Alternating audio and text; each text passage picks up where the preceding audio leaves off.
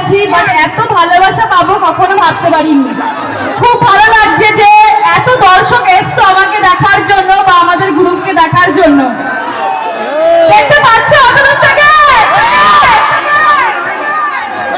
তোমাদের জন্য তো লাস্ট টাইম রয়েছে, কারণ মায়েরা বৌদিরা সব জায়গায় যেতে পারে না, তো তাদের জন্য নর্মাল ডান্স এখনো পর্যন্ত চলছে। আর তোমাদের জন্য খতরনাক ভোজপুরি লাগাবো, ঠিক আছে?